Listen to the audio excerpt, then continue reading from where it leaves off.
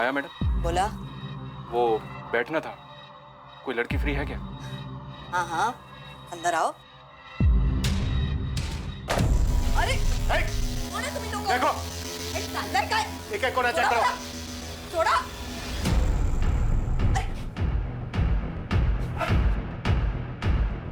कौन हो? कौन तुम लोग? पुलिस। बाहर चलो, बाहर चलो। ओ साहब, सुनो मेरी बात, 2 मिनट बैठ के बात कर लेते हैं। बिल्कुल करेंगे, लेकिन यहाँ पर नहीं, मेरे थाने में।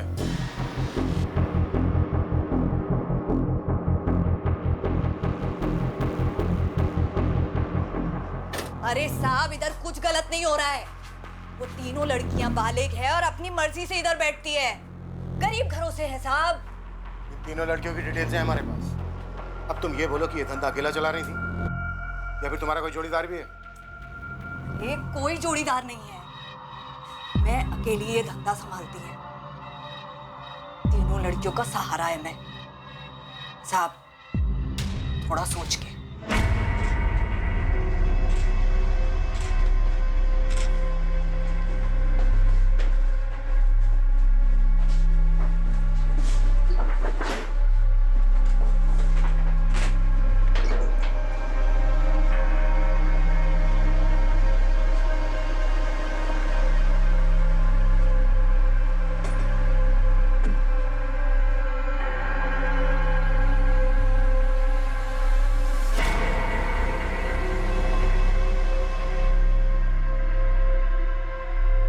तू अपने साहब से बात कर, जो उनको चाहिए मैं देगी। ये नाटक नौटंकी करने का जरूरत नहीं है। जा बोल, बोलना। चुपचाप से खड़ी रहे।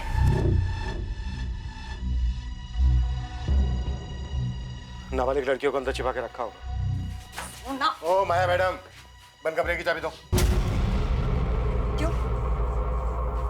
उस कमरे में पूजा पाठ का सामान है और कुछ नहीं उधर। हमें खुद देखना है कैसी पूजा पाठ करती हो। चाबी दो। एक बेसहारा औरत का निजी कमरा खुलवा रहे हैं आप? गरीब बेसहारा औरत। नाटक बंद कर, मैं सच बोल रही है साहब, कुछ नहीं है उस कमरे में। चाबी।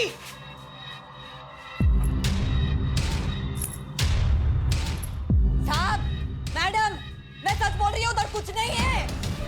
ओ साहब, सुनो तो मेरी बात।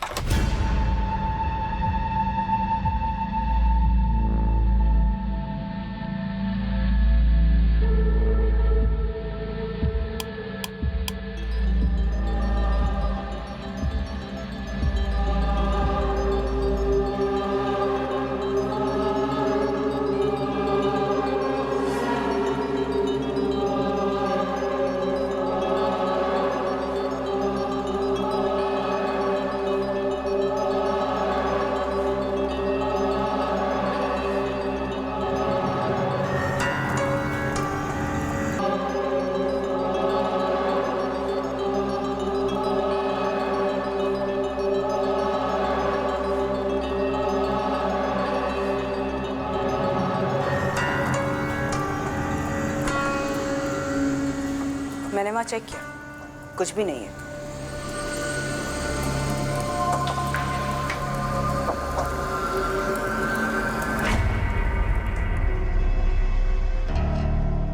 सर ये औरत माया धंधे के अलावा जादू टोना भी करती है ऐसा लगता है। सर ये खुद करती होगी या करवाती होगी? तांत्रिक पार्टनर होगा इसका। पता नहीं क्यों मुझे ऐसा लग रहा है कि दीवारों के पीछे जरूर कुछ है। हो सकता है सर, ये माया धंधे के साथ साथ काला जादू भी कर रही है और पता नहीं क्या क्या काली करतूत छुपा रखी होगी। ये धक्का काय को देती? बैठ रही है ना।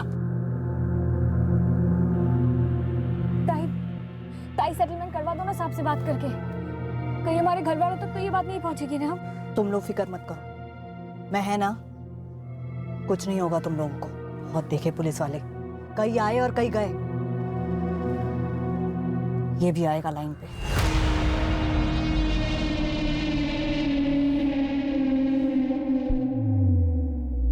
तावड़े। जी सर। अपने आदमी बुलाओ, ये दीवारें खाली करवाओ, अच्छे से चेक करो कि इनके बीच कुछ है क्या। जी सर। पद्मा, पड़ोसियों से पूछताछ करो। मुझे स्ट्रांगली डाउट हो रहा है कि यहाँ पे कुछ और भी होता है या फिर हुआ है। Okay sir.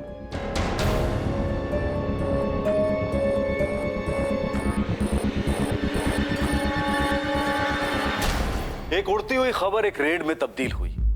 एक कोठे का पर्दाफाश हुआ तो नजर में आया एक बंद रखा गया कमरा जो सामने से एक पूजा घर लग रहा था, लेकिन पुलिस को एक आभास हुआ कि इस कमरे में कोई राज छिपा हुआ है। इस रेड की बदौलत रोशनी में आया माया के घर का यह कमरा आगे जाकर एक बड़ा खुलासा करने वाला था, एक चौंका देने वाला बड़ा खुलासा।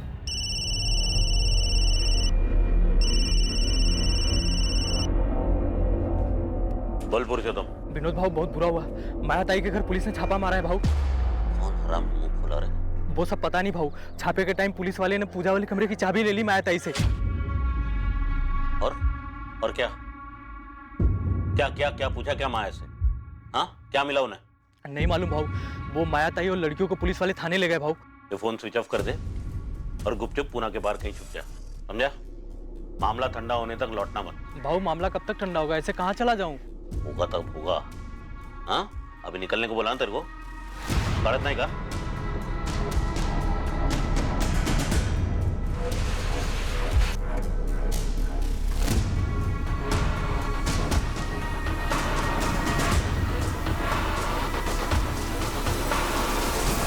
अरे मैं क्या, पूरी शिंगरवाड़ी जानती है क्या होता है उस माया के घर में।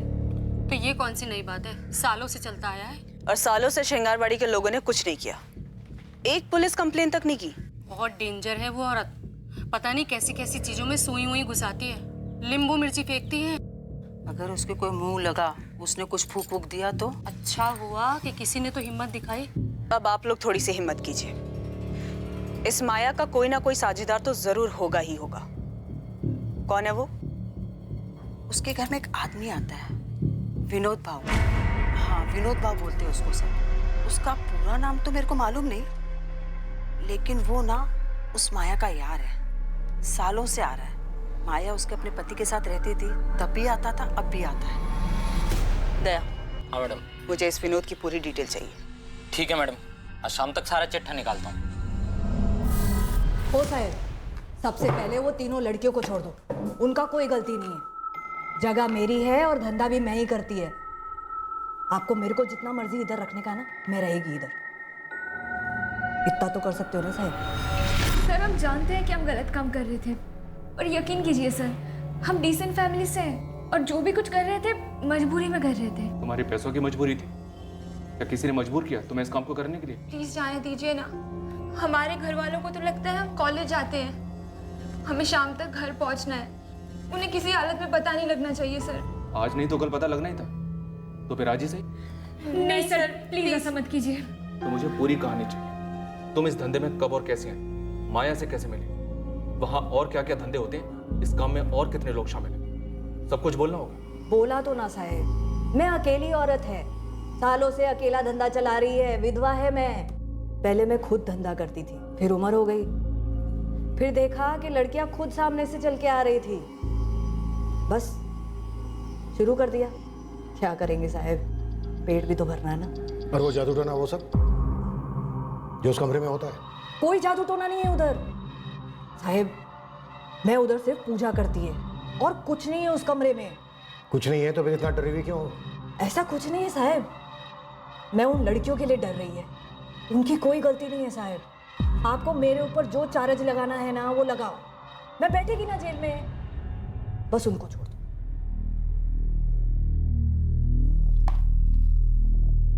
किसका नंबर है ये? पुरुषोत्तम का। वो मुझसे पहली बार मेरे कॉलेज के बाहर मिला था और उसने बोला कि एक्स्ट्रा पैसे बनाने का आसान तरीका है।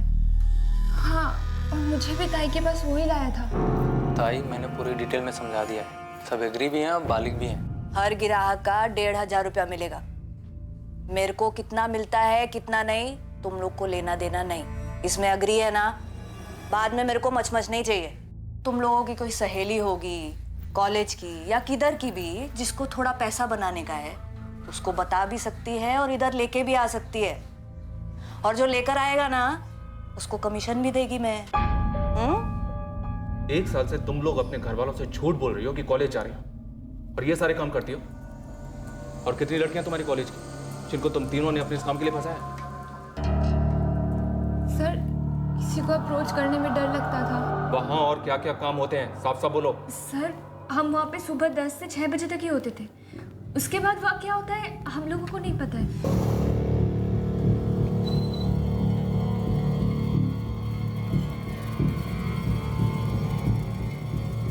ये बगल वाली दुकान विनोद भाव की है? जी विनोद जोशी जी का ही है। कहाँ है ये विनोद जोशी? वो थोड़ी देर पहले तो थे, फिर एकदम से दुकान बंद करके चले गए थे। घर कहाँ है इसका?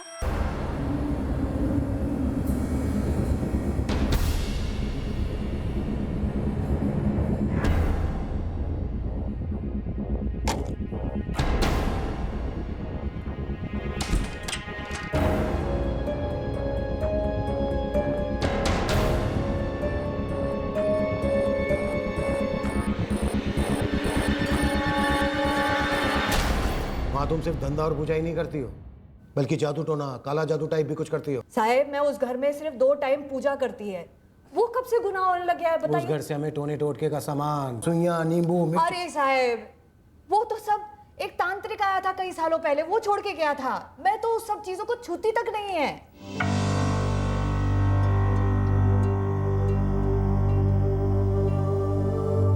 साहब वो इंस्पेक्टर महात्रा ने बुलाया है, सचिन पाठक कही है उन्हें। अरे हाँ सबको पता है तू कौन है और तेरी स्टोरी क्या है।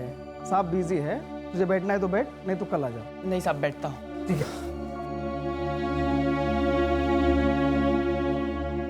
कभी नहीं। माया ने तुम्हारे सामने वो कमरा कभी नहीं खोला? नहीं सर वो कमरा तो हमेशा बंद रहता है। ये तुम्हारी मैडम माया कोई जादू टोना या झाड़ फूक वगैरह करती है क्या? क्या सर हम तो ये सब पहली बार सुन रहे हैं। हाँ मतलब ताई बड़ी धार्मिक टाइप की लगती है, टाइम टू टाइम जाप भी करती है और प्रार्थना भी करती हैं। ताई चाय बनाई थी आपके लिए। ठीक है उधर रख लो।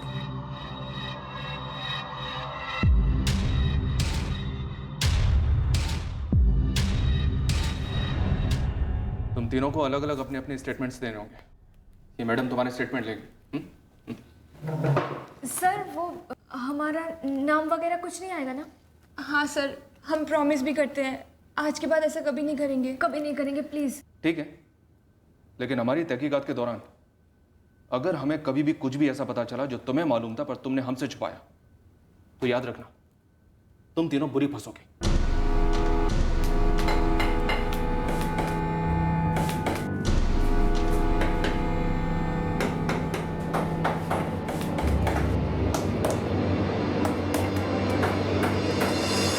कर रहे हैं मैडम? पुलिस वाली क्या हुई? कुछ भी अनाप शनाप बोलेंगी? मेरे पति का दूर दूर से वास्ता नहीं है इन सबसे। तो फिर कहाँ छुपा है आपका पति? फोन क्यों स्विच ऑफ है विनोद जोशी का? मेरा पति एकदम इज्जतदार आदमी है मैडम। 20 सालों से सही तरीके से अपना काम कर रहा है। काम से गया होगा कहीं और फोन किसी कारण बंद रखा होगा। ये 2 और 2 मिला के बहुत बड़ी गलती कर रही है आप। महिमा जी हमने ऐसी मन घड़न नाम नहीं निकाला आपके पति विनोद जोशी का और धमक पड़े हैं आप एक काम कीजिए, श्रृंगारवाड़ी में आप अपने पति की फोटो घुमाइए एक बार माया के घर के पास और पूछिए औरत से, आदमी से, जिस मर्जी से पूछिए कि आदमी है कौन। फिर देखिए कितने इज्जत से नाम लेते हैं वहां के लोग आपके पति विनोद जोशी का। साहब वो मैं सचिन पाठक, वो महात्रे साहब ने बुलाया था। वो नीलेश पाठक किसके लिए? यस सर वो मेरे फादर है। जो 7 साल पहले कुछ पैसों के साथ गायब हुआ था। चोरी का केस दर्ज है ना? नहीं सर वो 9 साल पहले गायब हुए थे। सब कहते हैं उन्होंने चोरी की थी, लेकिन सब झूठ कहते हैं। आप पता लगाइए ना प्लीज। हाँ हमने हमारी टीम को काम पे लगा दिया, सर्च कर रही है। कुछ भी हाथ लगेगा तो मैं बताएंगे।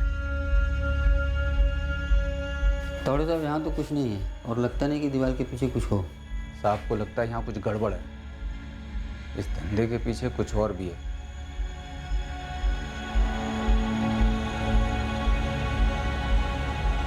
मुझे भी लगता है यहाँ कुछ तो है जो खुली आंखों से दिखाई नहीं दे रहा, लेकिन कुछ ना कुछ गड़बड़ है जरूर।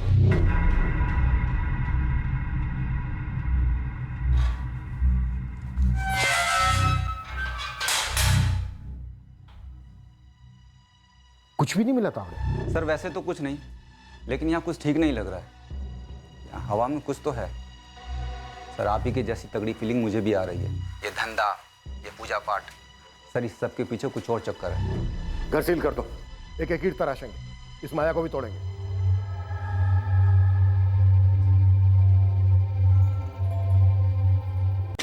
दया, शंगारवाड़ी में तूने इतने दिन तक फील्डिंग लगाई, फिर विनोद जोशी और पुरुषोत्तम तेरे रडार पर कैसे नहीं आए? और अब दोनों का फोन स्विच ऑफ है। मिस्टेक हो गया साहब। और ऊपर से तुझे इस बात का भी पता नहीं चला कि माया के 2 बेटे भी हैं। क्या साहब, उसके 2 बेटे भी हैं? इतनी अहम बात अब सामने आ रही है। यही तो इस भर्ती की ताकत है। अब मेरे सामने किसी ने मुंह नहीं खोला और आप लोगों ने छापा मारा तो जानकारी की गंगा जमुना सरसर बहने लगी साहब। मतलब माया के दोनों बेटों की क्या इन्फॉर्मेशन? सब बड़ा वाला जगदीश, छोटा वाला योगेश है। माया की पड़ोसी बोली कि दोनों बेटे माया से अलग हुए हैं। अब माँ ही ऐसा धंधा करेगी तो लड़कों का क्या होगा? दिमाग तो आउट होगा ना। बस छोड़ के चले गए। कहाँ हैं अभी दोनों? बड़ा वाला जगदीश, मैंने सुना था वो हिंजवाड़ी में किधर रहता है, टूरिस्ट गाड़ी चलाता है।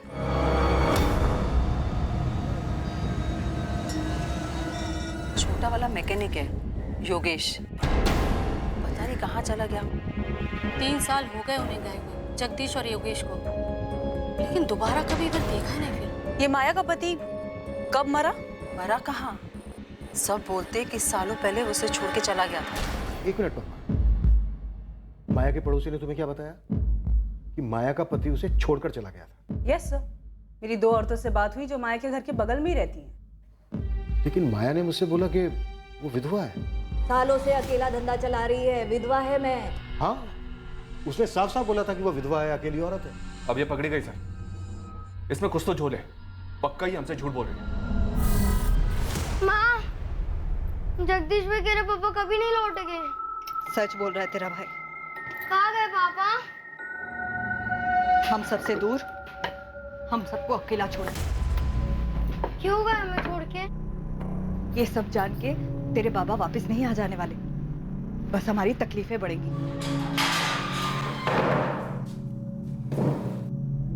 तो मैडम माया, तूने हमसे बोला था कि तो अकेली कोठा चलाती है। हाँ, तो ये विनोद जोशी और पुरुषोत्तम क्या करते हैं? तेरे साथ पूजा पाठ करते हैं, जादू टोना? कहाँ हैं दोनों?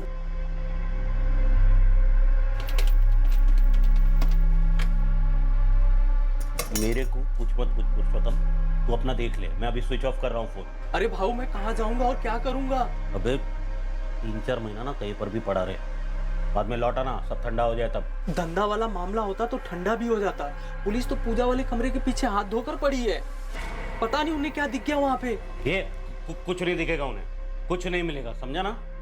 तू बस, तू और मैं ना उनके हाथ नहीं लगने चाहिए। 4-5 महीना गुलो जा किधर, छुप जा, तब तक माया संभाल लेगी। तूने हमसे कहा था कि तू विधवा है, अकेली, यही कहा था ना? हाँ। क्या हाँ? अकेली है और विधवा है। तो ये बता, तेरे दोनों बेटे का है, योगेश और जगदीश? मेरे को नहीं मालूम। ए जग्या, जग्या, रुकने वाला। जग्या, तू सच में मेरे को छोड़ के जा रहा है? आई, मैं यहाँ और नहीं रह सकता। जग्या, तू ही तो मेरा सहारा है। आज तक जो कुछ भी मैंने किया, तेरे को और योगेश को पालने के लिए किया है। मैं मुंह नहीं खोलूंगा आई, बस, लेकिन अब और नहीं। जग्या,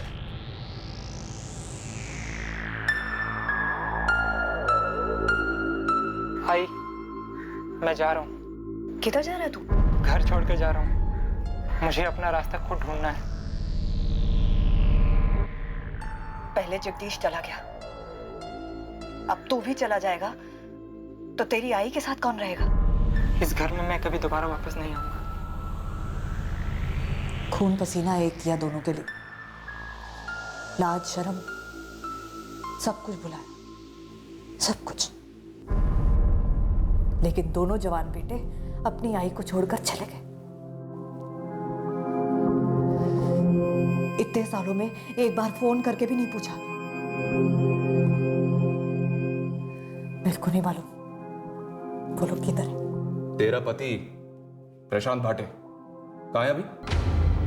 तूने तो हमसे कहा था कि तू विधवा है। लेकिन पता है क्या, हमें पता चला वो मरा नहीं है, तुझे छोड़ के गया था।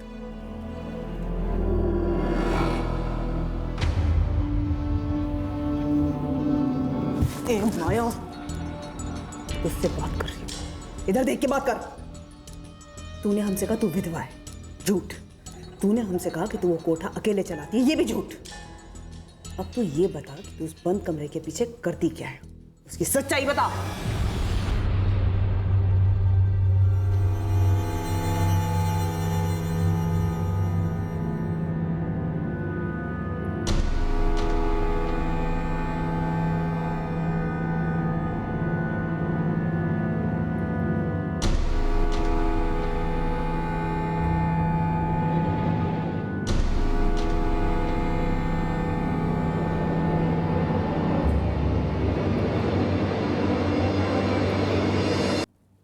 मेरा पति प्रशांत भाटे मेरे को छोड़ के गया।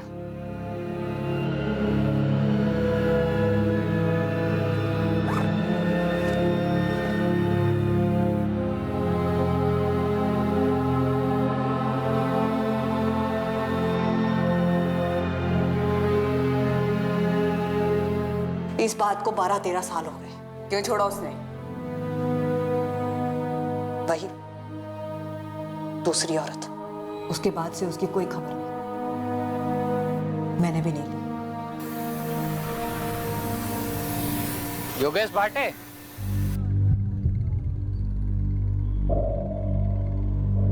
जी? तू माया भाटे का लड़का है ना? पुलिस ने अंदर किया उसे, घर पे रेड पड़ी है। देखिए, मेरा उससे और उसके धंधे से कोई वास्ता नहीं है। और तेरा बड़ा भाई जगदीश, उसको भी ऐसा ही लगता है? मुझे नहीं पता कि उसे क्या लगता है और क्या नहीं लगता। अपने कर्मों का फल तो मिलना ही था मेरी आई को, लेकिन आप लोगों मुझसे कहा। जगदीश, 10 साल पहले तुम्हारी चाली में एक बूढ़ी औरत रहती थी, दुर्गा। हाँ, दुर्गा ही रहती थी। क्या हुआ उन्हें? वो तुम्हारे बाबा प्रशांत भाटे, तुम्हारी आई माया भाटे और तुम दोनों भाइयों के बारे में सब कुछ जानती है। अंदर कर दिया उसे? अच्छा किया, जहर है वो माया भाई। दुर्गा का कि हमें लगता है कि उस घर में धंधे के अलावा भी और कुछ चल रहा था। मैंने कहा ना, वो जहर है। मैं उनके पड़ोस में ही रहती थी। और एक बात बताऊं, पूरे श्रृंगारवाड़ी यही समझती है कि उसका पति प्रशांत किसी दूसरी औरत के साथ भाग गया। पर ये सच है क्या? उसका बेटा योगेश भी साफ मना कर रहा है। आप लोगों को लगता है कि उस कमरे में कुछ अजीब है, लेकिन मैं कहता हूँ सर, जब से बाबा घर छोड़ के गए हैं ना, तब से पूरे घर में सब कुछ अजीब सा होता आ रहा है। तुम्हें ऐसा क्यों लगता है योगेश? देखिए मैम, पूरी दुनिया कह ले कि मेरे बाबा किसी दूसरी औरत के साथ भाग गए, और इस बात को ये जगदीश ये भी मान ले, लेकिन मैं नहीं मान सकता हूँ मैम। सही कह रहा है योगेश, ये प्रशांत जो था भला आदमी था। मुझे नहीं लगता है वो अपने बच्चों को छोड़कर कहीं और भाग जाए। और अजीब बात क्या है मालूम? उस माँ ने एक बार पता करने की कोशिश भी नहीं की कि उसका पति दोनों बच्चों को छोड़कर कहाँ चला गया। और ये दूसरी औरत वाली बात? कोई दूसरी औरत नहीं थी। आदमी की नजर से पता चलता है कि आदमी किस मिट्टी का बना है। ये प्रशांत भाटे बहुत भला आदमी था। सर, अजीब सी बात है, वो नीलेश पाठक के केस में नीलेश का बेटा सचिन भी वही बात बोल रहा है अपने मिसिंग बाप के बारे में जो योगेश बोल रहा है अपने बाप प्रशांत के बारे में। सर, मेरे बाबा 9 साल से गायब हैं। नीलेश पाठक, आप लोग प्लीज उन्हें ढूंढिए। मैं कह रहा हूं आपसे, वो चोर नहीं है, वो ईमानदार है। वो मुझसे और मेरी आई से बहुत प्यार करते हैं। वो किसी दूसरी औरत के लिए हमें छोड़ के नहीं जा सकते। ये सब झूठ है। सर, सबसे ज्यादा अजीब बात तो ये है कि योगेश भी लगभग वर्ड टू वर्ड सेम बात बोल रहा है। सर, आप लोग मेरे बाबा को ढूंढने में मदद कीजिए।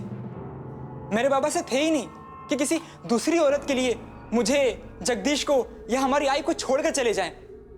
वैसे नहीं थे सर, नहीं थे सर। क्या कोई कनेक्शन हो सकता है सचिन के फादर नीलेश पाठक और योगेश के फादर प्रशांत भाटे के बीच? सर, इन दोनों केसेस के बीच में कनेक्शन का तो पता नहीं, पर ये दोनों केसेस एक धागे से जरूर जुड़े हुए। इन दोनों केसेस में 2 जवान बेटे अपने दोनों बापों को लगभग जो 9 साल पहले या 12 साल पहले गायब हुए हैं, उन दोनों को ढूंढना चाहते हैं। और इन दोनों को पूरा यकीन है कि जो कहानी उन्हें बताई गई वो झूठी है। कहीं दोनों के गायब होने के पीछे इस माया की तो कोई इन्वॉल्वमेंट नहीं है?